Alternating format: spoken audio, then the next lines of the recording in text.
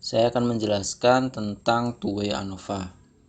Nah, sebelum masuk ke two-way ANOVA, kita harus paham dulu kapan kita harus menggunakan two-way ANOVA.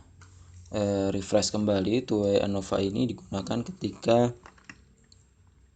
kita mencoba membandingkan faktor-faktor yang lebih dari dua jenis faktor. Contohnya gimana? Contohnya misal kita membandingkan antara nilai raport antara perempuan dan laki-laki, dan juga membandingkannya dengan posisi duduknya, posisi depan, tengah, belakang. Nah, ini karena kita melibatkan dua faktor, maka ada faktor di sini, ada faktor gender.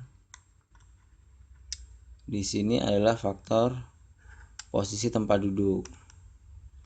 Maka ini tidak bisa diselesaikan menggunakan t-test maupun one-way ANOVA, harus menggunakan two-way ANOVA. Contoh lain misalkan tidak hanya tempat duduk saja atau gender, misalnya kita menggunakan faktor yang banyak, misal pengaruh kesehatan antara misal yang mengkonsumsi suplemen A, B, C, D terhadap partisipan, misal partisipan usia remaja, dewasa, dan lansia. Ini mana kombinasi yang paling bagus gitu, seperti itu. Misalnya kita pengen mencari katakanlah yang di sini, maka kita pertama apakah menentukan dulu apakah ini memiliki pengaruh sebenarnya A, B, C, D ini, atau sebenarnya A juga sama dengan B, juga sama dengan C, sama dengan D, masuk dari segi pengaruhnya, kualitasnya, dan sebagainya. Nah, ini yang pertama. Nah, ini maksudnya adalah ini. Jadi setidak-tidaknya terdapat satu perbedaan antara ini. Jadi misalnya ini sama, tapi ini tidak sama. Setidak-tidaknya itu. Atau sebenarnya tidak sama semuanya. Seperti ini tidak sama semuanya. Kemudian atau yang sama adalah ini tidak sama, ini adalah sama. Banyak kemungkinannya, tapi minimal ada satu yang tidak sama. Kemudian yang faktor B di sini adalah contohnya adalah faktor usia, remaja, dewasa, lansia. Itu juga terdapat minimal satu yang berbeda. Ini bisa saja sama, ini bisa saja tidak sama. Bisa saja ini tidak sama sedangkan ini yang sama, atau kedua-duanya tidak sama. Jadi minimal ada satu. Nah, kemudian ANOVA ini memiliki keunggulan yaitu adanya interaksi.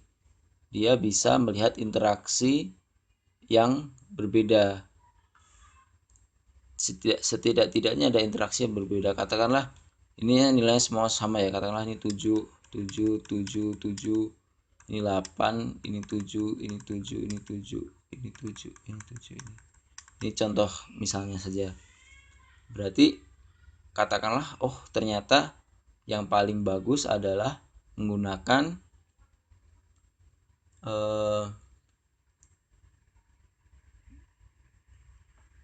suplemen merek B dengan usia dewasa, karena yang lain meskipun B tapi remaja memberikan poin 7, sedangkan lansia juga 7.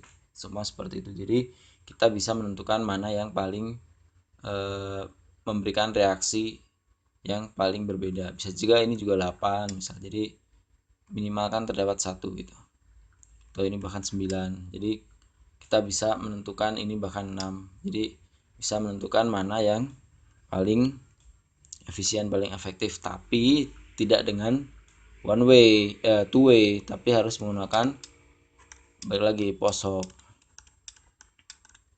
karena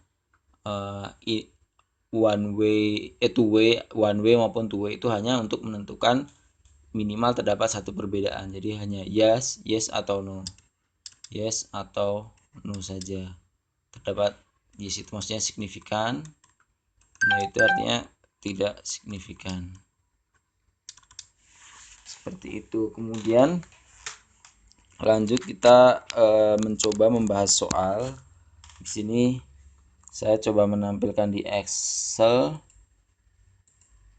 Ini kita sudah bahas ya sebelumnya. Nah, ini soalnya adalah lebih ke mahasiswa PPP, yaitu tentang optimalisasi menggunakan reaktor. Biasanya ketika limbah itu mau ditreatment, ditambahkan koagulan sama flokulan supaya TSS-nya, total suspended solidnya turun. Nah, dari sini percobaan ini atau katakanlah penelitian ini menggunakan 4 tipe flokulan dan 3 tipe koagulan. Nah, kita harus setidak-tidaknya sebelum kita mengerjakan harus paham dulu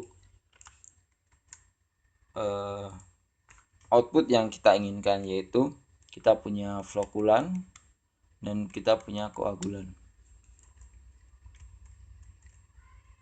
Flokulannya 4.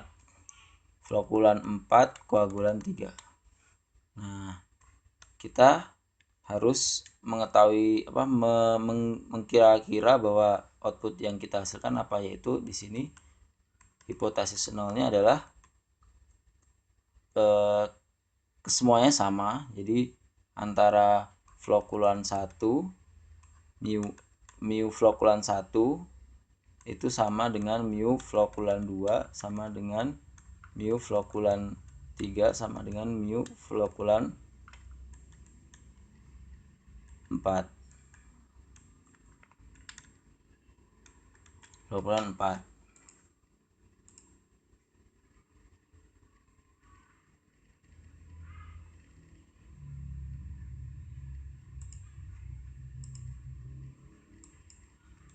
Oke, maaf. Kemudian flokulan 4. Kemudian H1-nya apa? H1-nya adalah minimal terdapat satu yang tidak sama di antara keempat ini. Kemudian yang koagulan itu H0-nya adalah rata koagulan 1 itu sama dengan rata koagulan 2 sama dengan rata koagulan 3. H1-nya adalah minimal terdapat satu yang tidak sama. Kemudian apakah berhenti sampai sini? Ternyata tidak. Ya kita tahu tidak. Itu menghasilkan interaksi. Interaksinya adalah antara F dan K ini apakah signifikan atau tidak. Jika signifikan, maka dilanjutkan dengan ini juga sebenarnya bisa kita lakukan posok mana yang paling optimum, ini juga posok optimum, dan interaksi mana yang paling optimum. Jadi ini lanjut atau enggak. Kalau enggak ya berarti tidak ada interaksi. Itu kalau tidak signifikan. Menurut signifikan maka tidak ada interaksi. Seperti itu gambarannya. Nah, untuk teknisnya di sini kita punya 24 sampel keseluruhannya. Namun demikian untuk flokulan 1 itu ada 6 sampel, flokulan 2 6 sampel, flokulan 3 6 sampel, flokulan 4 6 sampel, dan dengan ditambah dengan koagulan A itu yang 2 sampel pertama, yang koagulan B itu dengan 2 sampel yang kedua dan 2 sampel yang ketiga untuk yang C. Jadi ini punyanya ini, kemudian yang ini dengan 2 dan A, ini dan A, ini 2 punyanya A, dan kemudian yang 4 ini contohnya 2 ini punyanya B, 4B gitu. Ini 3B, ini 2B dan seterusnya. Langkah pertama adalah melakukan rata-rata dari masing-masing kotak ini. Jadi kotak ini dirata-ratakan menjadi ini, kotak yang dua ini dirata-ratakan menjadi ini. Nah, bagaimana kalau jumlah sampelnya itu, ini kan kalau dua kan duplo ya, minimal dalam penelitian kan duplo, katakanlah kalau penelitian bagus triplo atau bahkan 4 atau 50. Nah itu gimana, jadi ya udah berarti ini di average-nya itu ada 5 tadi, 5 kotak yang dilakukan itu dibagi dengan jumlahnya yaitu 5. Kalau ini sedangkan 2 ya udah ini berarti average-nya 2 aja dibagi 2. Setelah itu kita cari average dari atau rata-rata dari tiap-tiap faktor. Nah, untuk yang faktor koagulan itu sudah saya warnai biru ini. Jadi rata-rata faktor A adalah 22, faktor B ini, faktor C ini. Kemudian yang faktor flokulan first faktornya yaitu ke bawah. Ini kita rata-ratakan, ini hijau ya, hijau sama-sama hijau. Ini juga ke sini, ini ke sini, ini ke sini. Jadi ketemu rata-rata. Nah, ini apa? Kalau ini adalah rata-rata dari atas jadi ini. Ke bawah pun juga sama. Jadi ini 4 ini kalau dirata-ratakan juga hasilnya juga 22. Kalau yang 3 ini diratakan 22. Atau 22 ini juga merupakan rata-rata ke semuanya ini. Intinya 22 ini didapat dari sini bisa, didapat dari ini juga bisa. Coba aja. Kemudian untuk yang langkah selanjutnya yang kedua yaitu menentukan sum square first factor. Jadi bagaimana sih faktor pertama ini, flakulan ini mempengaruhi dari percobaan ini gitu. Jadi kita ambil first faktornya saja. Gimana caranya? Yaitu dengan cara kita lihat rumusnya.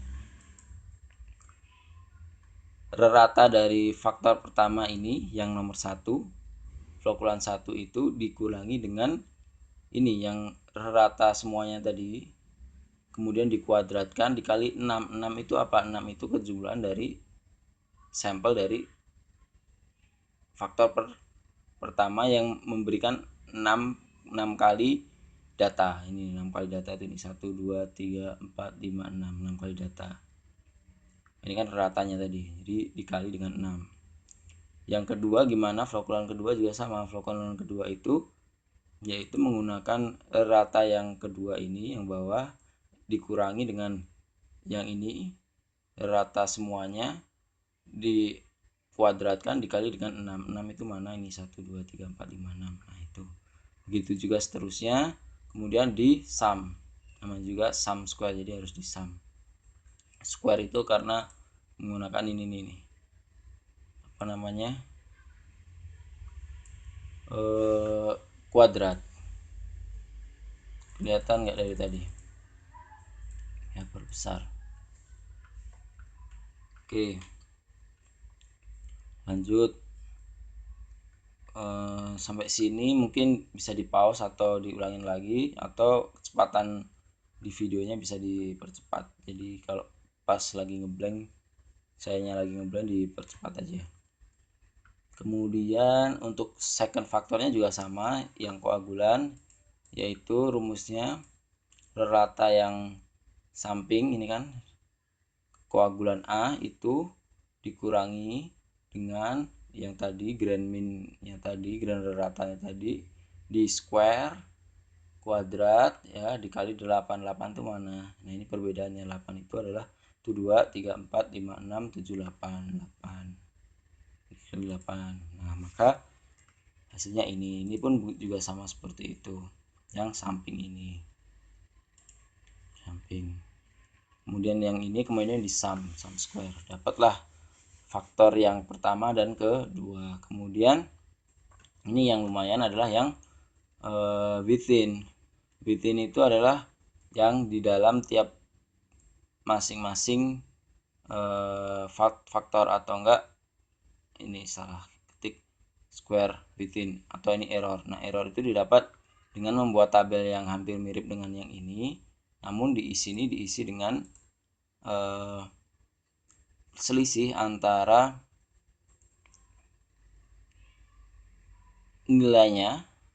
nilai aslinya dengan C14 dengan ratanya gitu. Kemudian dikuadratkan. Jadi nilai asli dikurangi dengan ratanya tadi dikuadratkan. Ini pun juga seperti itu. Nilai aslinya yang nomor 2 ya, yang A yang kedua dikurangi dengan rata yang ini kuadratkan. Kemudian yang lain juga sama. Kemudian dijumlahkan semuanya. Dapatlah sum square within. Kemudian untuk yang sum square both factor, kedua-duanya ini nanti kita skip dulu. Nah, kemudian kita lompat dulu ke total. Nah, total itu hampir mirip dengan yang within, tapi dia kita coba lihat rumusnya, yaitu C4 nilai asli dikurangi dengan grand minnya. Kalau tadi yang within itu dikurangi dengan ininya, rata kotak ini. Kalau yang ini adalah grandnya. Ini juga sama, nilai asli dikurangi dengan grand minnya, kemudian dipangkatkan 2. Semua seperti itu, kemudian dijumlahkan, jadilah sum square total. Nah, yang buat faktor gimana? Kan kita udah ketemu total nih. Ya udah tinggal dikurangin aja total. Berarti yang ini sama dengan sum square both factor sama dengan yang paling besar dikurangin yang lain ini di ini. Jadilah nanti ketemu both factor di sini. Lebih jelasnya kita salin ke tabel di atas. Nah, di sini nih kita udah pindahkan angkanya kan. Ini yang belum ada tadi yang ini ya, both faktornya belum. Nah, itu kita dapat gimana dengan cara mengurangin yang paling besar ini dikurangin dapatlah ini gitu. Nah, sekarang adalah menentukan derajat kebebasan. Derajat kebebasan kita tentukan yang pertama gampang, dari flokulannya itu kan tadi ada 4. Ya udah kita tinggal kurangin 1. 4 kurangi 1 sama dengan 3. 4 kurangi 1 3. Kemudian yang kedua koagulan kan ada 3 A B C D, maka kurangin 1 aja tinggal 2. Nah, kemudian untuk yang saya lompat dulu yang 12. Untuk yang kedua faktor, yaitu faktor DF faktor pertama dikali dengan DF faktor kedua. 3 kali 2 sama dengan 6. Kemudian untuk yang within kita lihat aja berapa kotak yang terbentuk. Ini 12. Terbentuknya dari mana?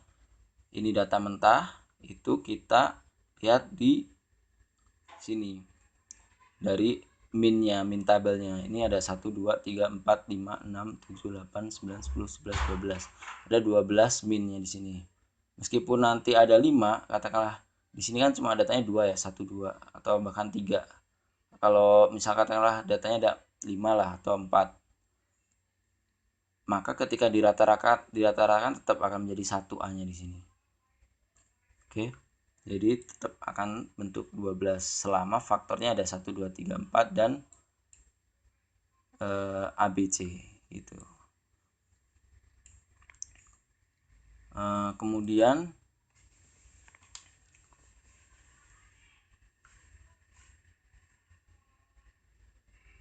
selanjutnya adalah ini dijumlahkan saja semuanya, atau enggak mungkin 4 langsung ya, 4 kali 3 itu maksudnya adalah yang ini aslinya 4, ini 3, jadi hasilnya akan jadi 12.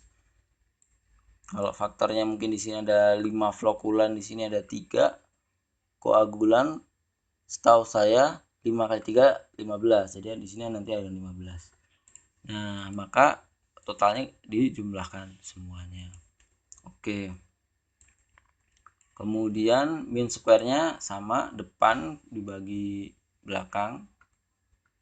Depan bagi belakang semua ketemu. Kemudian kita cari F score. F score-nya dapat dari mana? Dari ini. Yang pertama adalah faktor pertama adalah mean square yang pertama atas itu dibagi dengan yang errornya gitu. Nah, kalau errornya itu kecil akan menghasilkan F-score yang besar. Artinya apa? Nanti kita akan bahas, tapi pelan-pelan aja ini dulu. Kemudian yang ini juga, ini rumusnya sama. Jadi nanti dibagi dengan yang error. Ini dibagi dengan error menghasilkan ini.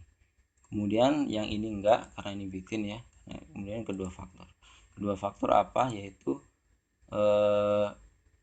sum square yang kedua faktor dibagi dengan yang error. Intinya semua dibandingkan dengan error. Apa menghasilkan atau enggak kalau dihasilkan error. Nah, kemudian kita punya filosofinya adalah ketika kita bandingkan dengan error dan errornya itu antara ms square dan errornya itu berdekatan, itu tuh biasanya tidak signifikan kalau errornya hampir mirip dengan ms square. Kalau ms square-nya itu besar sedangkan errornya kecil, itu kayak kita bisa ya errornya kita bisa sisihkan lah sehingga hasilnya akan signifikan. Seperti itu ciri-cirinya menggunakan error menggunakan logika error, logika yang menitik beratkan pada error lah, bukan logikanya error.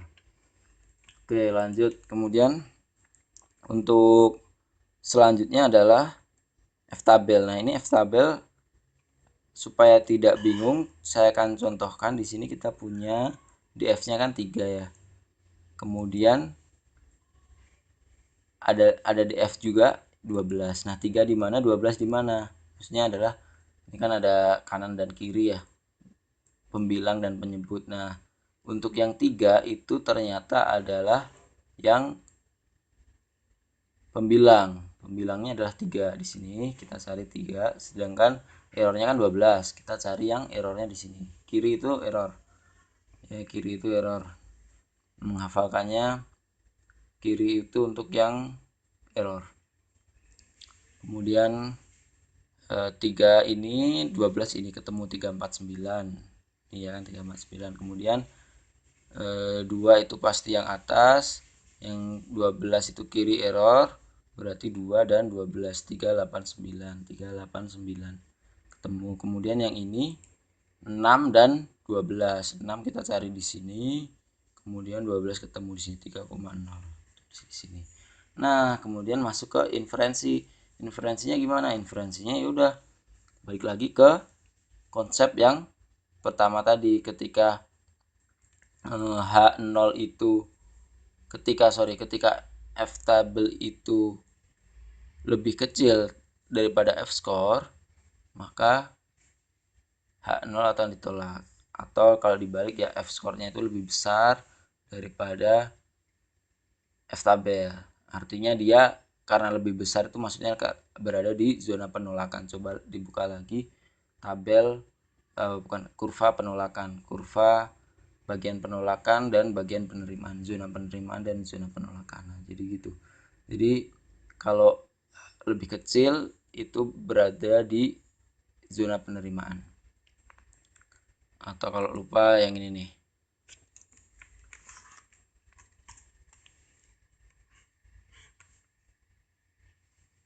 Biasanya seperti ini. Kalau dia berada lebih dari angka yang ditentukan, berarti dia ada di zona penolakan, rejection region. Itu kalau yang ini diterima. Makanya kalau diterima itu harus dalam rentangnya ya, harus masuk ke dalam bebet bobotnya dia gitu. Jangan di luar jangkauan. Kalau di luar jangkauan ya di reject ya. Gitu. Kemudian dari hasilnya kita bisa tulis di sini ketika ditolak. Nah, kok ditolak signifikan gimana sih maksudnya? Jangan bingung ya. Jadi yang ditolak itu HO. HO itu adalah menyatakan bahwa balik lagi ke samping ini, bahwasanya HO adalah semuanya sama, tidak ada perbedaan nih HO. Jadi kalau HO ditolak, maka H1 diterima, yang mana adalah terdapat perbedaan minimal 1 di dalam faktor itu. Kemudian untuk yang faktor kedua, koagulan itu karena dia di dalam range-nya maka diterima. Karena diterima HO-nya berarti apa? Berarti dia tidak ada perbedaan signifikan di antara keduanya. Jadi semuanya sama aja koagulannya dipakai. Koagulan ABC itu sebenarnya sama aja gitu. Kalau sendiri-sendiri ya, ini sendiri-sendiri. Nah, kemudian kita cari interaksi. Interaksinya gimana? Interaksinya kita coba lihat di sini. Interaksinya itu F-score lebih besar dari F-tabel, artinya di zona penolakan. HO-nya ditolak sehingga ada perbedaan yang signifikan. Itu ya. Nah, sampai sini sebenarnya udah selesai tuh. Cuma untuk melangkah ke selanjutnya, mana tuh yang menghasilkan menghasilkan paling yang dominan, paling optimal, faktor mana saja gabungannya kan, karena interaksinya adalah interaksi yang signifikan. Jadi kita harus tentukan mana yang menghasilkan kombinasi mana yang optimum. Nah, itu bisa dicari menggunakan POSHOP. Nah, kita tidak bahas POSHOP di sini, cuma saya ingin membandingkan dengan hitung-hitungan dari mesin atau aplikasi. Ini kita hitung dengan aplikasi. Kalau tadi kan manual ya, ini menghasilkan hal yang sama. Nah, ini adalah signifikan. Kalau tadi kan kita pakainya F-tabel dan F-score ya, F-hitung ya. Karena kalau yang ini kan biasanya menggunakan aplikasi langsung otomatis. Nah, apa maksudnya ini 00? Maksudnya adalah kemungkinan H0 itu terwujud itu sangat kecil. 0,000 ini sebenarnya tidak 0%, tapi ada satunya di suatu ujungnya gitu. Sangat kecil gitu. Jadi ketika ini contohnya adalah untuk flokulan adalah signifikansinya 0,000. Biar nggak lupa gimana, ya udah nggak usah ngapalin lebih kecil dari 0,05 atau lebih besar daripada 0,5, takutnya salah. Intinya ketika 0 ini kemungkinan H0 terwujud adalah sangat kecil. Sangat kecil sehingga H0 itu tidak terwujud, dan yang terwujud adalah H1. Maka terdapat perbedaan. Nah, yang kedua, di sini H0-nya kemungkinan terwujudnya adalah 14%. Maka terima H0-nya sehingga balik lagi ke hipotesisnya. Kalau hipotesis itu harus dipahami dengan benar dan dihafal. Itu maka H0-nya diterima. Kemudian yang ini terdapat perbedaan signifikan karena H0-nya juga ditolak, seperti itu. Nah, ini membuktikan bahwa hitungan kita setidak-tidaknya hampir sama lah ya dengan hitung-hitungan mesin. Ada R square sama R adjusted, silahkan nanti dibaca sendiri, didalami, ada perbedaan di situ. Terkait dengan faktor, penambahan faktor ya. Faktornya semakin ditambah gimana, ini semakin dikurangi gimana. Oke.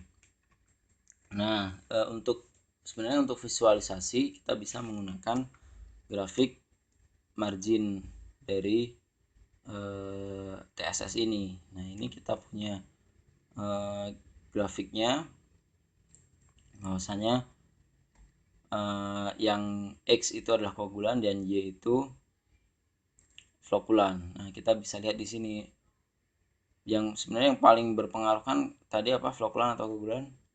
Ini ya, flokulan ya. Flokulan itu sangat mempengaruhi. Maka kita pilih yang, kalau TSS itu kan yang paling TSS-nya rendah, jadi si reagen kimianya itu berhasil mengendapkan, jadi TSS-nya rendah. Jadi ini adalah kombinasi yang berdasarkan grafik adalah yang paling bagus dengan kombinasi apa, yaitu koagulannya 2, jenis koagulan 2, dan flokulannya adalah jenis koagulan B. Itu yang paling bagus. Ini yang tadi hipotesis.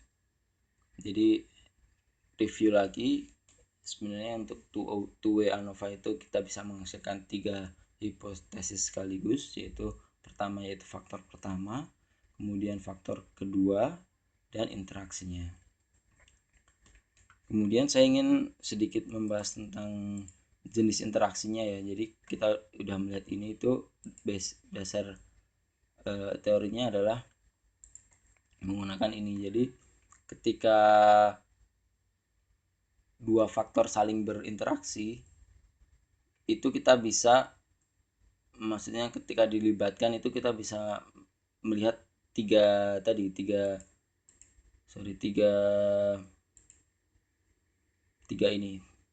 hipotesis itu kita bisa lihat dalam satu grafik. Contohnya gimana ini? Contohnya adalah ini.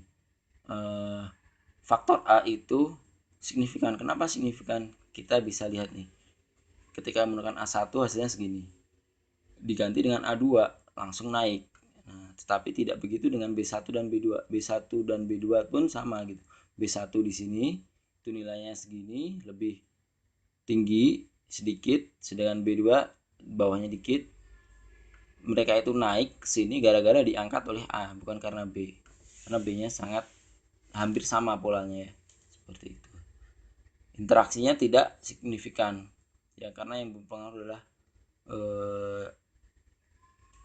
faktor A. Yang signifikan gimana? Signifikan itu kalau terjadi perbedaan antara before dan after. Ini contohnya yang ini.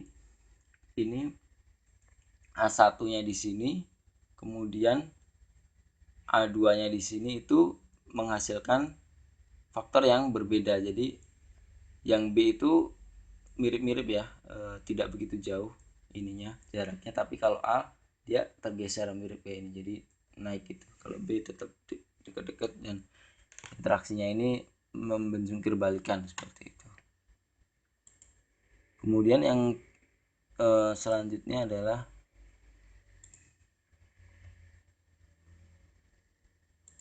nah ini. Jadi semuanya sama-sama lempeng, ini tidak ada interaksi sama sekali. Kecuali yang B. Nah, B ini bisa terjadi kenapa nih? Yang contohnya B karena A itu mengubah ini ke sini, A ini ke sini ke sini, tapi kalau untuk B dia langsung bisa mengubah dari awalnya rendah menjadi tinggi. Sedangkan A itu tetap dia tidak mempengaruhi. Seperti itu yang A terhadap sumbu A. Kemudian interaksinya tidak ada, dan ini biasanya interaksi yang signifikan seperti ini. Lanjut ke ini tadi zona penolakan. Ini saya bahas tadi, sebenarnya meskipun tidak ada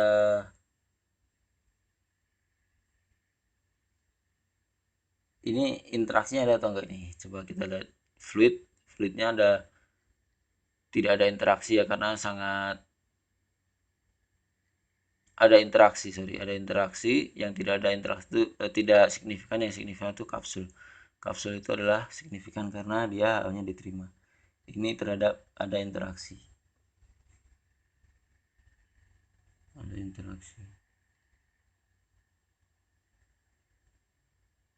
ini menggunakan residual itu harus tersebar ya, kanan dan atas, maksudnya positif dan negatif, jadi tidak cenderung positif, tidak cenderung negatif errornya. Error positif itu berarti ketambahan, kalau error negatif itu kurang. Ini ada pensilannya tapi bisa diabaikan. Nah, kemudian yang ini untuk ketika dia masih dalam satu garis normal, berarti dia masih batas datanya normal, seperti itu.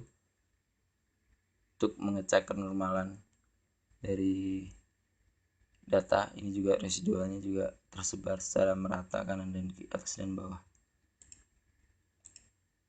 Saya kira itu aja. Thank you for watching.